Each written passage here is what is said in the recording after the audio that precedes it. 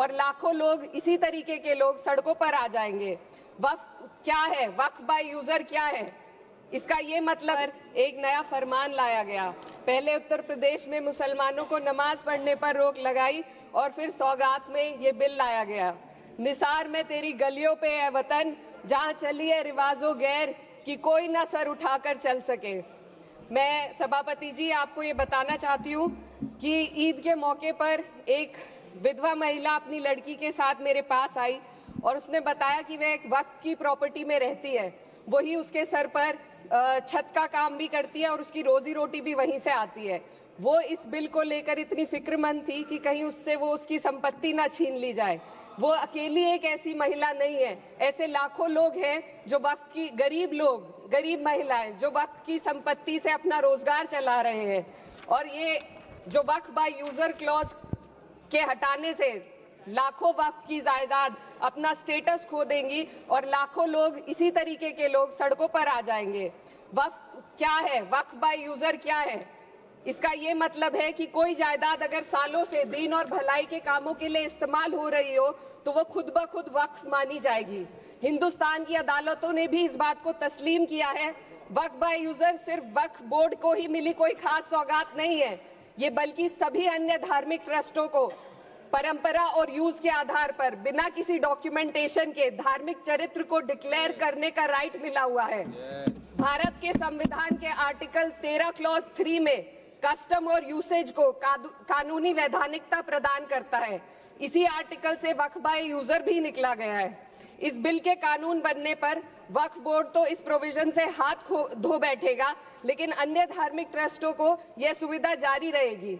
इससे भारतीय संविधान के आर्टिकल 14 और 15 का सीधा उल्लंघन है, जो धर्म और जाति के आधार पर भेदभाव और कानून के सामने सभी की बराबरी पर जोर देता है। मैं इसके साथ ये भी कहना चाहती हूँ कि सत्ता के लोग जो एक दूसरे की पीठ थपथपा रहे हैं कि वक्फ बाय यूजर का जो अमेंडमेंट इन्होंने दिया उसको एक्सेप्ट कर लिया गया है, लेकिन इनकी शरारत यह है कि उसके साथ ही एक ऐसा प्रोवाइजो इसमें शामिल किया गया जिसके आधार पर यह कहा गया है कि अगर कोई भी वक्फ की संपत्ति विवादित हो तो वो अपना वक्फ स्टेटस खो देगी। तो जो अमेंडमेंट इन्होंने दिया है, जिसको एक्सेप्ट कर लिया गया है, उसका कोई मतलब नहीं है। ये इनकी नीयत है जो साफ जाहिर हो रही है। सोने पर सुहागा एक काम और किया है। सरकार ने वक्फ की कानून के सेक्शन 107 को हटाकर लिमिटेशन एक्ट में 12 साल तक ही किसी के खिलाफ अदालत में जाने का प्रोविजन है। सेक्शन 107 में बोर्ड को लिमिटेशन एक्ट से राहत मिली हुई थी। वक्फ बोर्ड कभी भी अवैध कब्जाधारियों के खिलाफ अदालत जा सकता था। अगर ये सेक्शन ना हो तो अवैध कब्जा करने वाले लोग कानूनी प्रक्रिया का फायदा उठाकर वक्फ की प्रॉपर्टी को हड़प सकते हैं। अन्य धार्मिक ट्रस्टों पर भी ये लिमिटेशन एक्ट लागू नहीं होती, तो फिर वक्फ बोर्ड के साथ ये सौतेला रवैया क्यों किया जा रहा है? धर्म को देखकर दोहरी नीति क्यों अपनाई जा रही है? सेक्शन 107 और वक्फ बाय यूजर को अगर एक साथ पढ़ा जाए तो इससे लाखों वक्फ की प्रॉपर्टी पर कब्जा किया जाएगा। इसलिए ये बिल मुसलमान की भलाई का नहीं बल्कि उनके वजूद और विरासत को मिटाने का बिल है। हिंदुस्तान में बहुत सारे धार्मिक ट्रस्ट हैं जिसमें उस खास मजहब के लोग शामिल होते हैं और उसका इंतजाम करते हैं। और ये बात समझ में आने वाली भी है, क्योंकि जो व्यक्ति अपने मजहब के रीति रिवाज को जितना अच्छे से समझ सकता है, किसी अन्य मजहब का व्यक्ति नहीं समझ सकता। आर्टिकल 26 क्लॉज 2 के तहत धार्मिक संप्रदायों को अपने मजहबी इदारों के एडमिनिस्ट्रेशन का हक देता है, लेकिन वक्फ बोर्ड के बारे में इसको उल्टा किया जाए। Sir 2 minute sir please 2 minutes. सरकार इसे एक सेक्युलर बॉडी मान रही है और इसमें गैर मुस्लिमों को शामिल करने की बात कह रही है। आपके मुंह से सेक्युलरिज्म की बात सुनकर अच्छा लगा, लेकिन अगले ही पल ये भ्रम टूट जाता है, क्योंकि आपको सिर्फ दान देने के लिए प्रैक्टिसिंग मुस्लिम का आपने क्लॉज डाला है, लेकिन बोर्ड में बैठने के लिए मुस्लिम होने की कोई आपकी क्लॉज नहीं है। तो इससे आपकी जो दोहरी नीति है वो साफ जाहिर होती है। ये वही सरकार है जिसने राम जन्मभूमि ट्रस्ट में ये लिख दिया कि जिला अधिकारी भी अगर होगा तो हिंदू होना चाहिए। कोई मुझे बताए कि वहां पर सेक्युलरिज्म का रस क्यों नहीं घोला गया?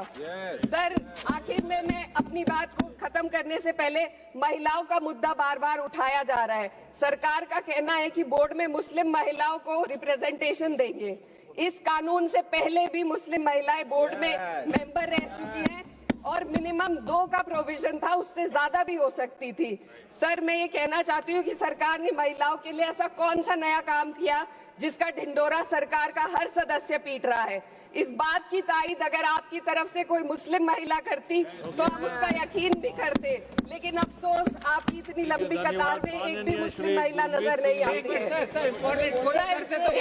महिला नहीं है, एक महिला। सर, मैं खुद एक मुस्लिम महिला हूँ, मैं सिर्फ सर मैं माइनॉरिटी महिला हूँ। इस सदन में हम सिर्फ 2 महिलाएं हैं और उस नाते से मैं ये बात कहना चाहती हूँ कि इस बिल के माध्यम से मुस्लिम महिलाओं को कुछ नहीं मिल रहा है, ये हमें कुछ नहीं देना चाहते, सिर्फ टोकनिज्म हमारे नाम पर बनाकर एक नैरेटिव मीडिया में चलाना चाहते हैं।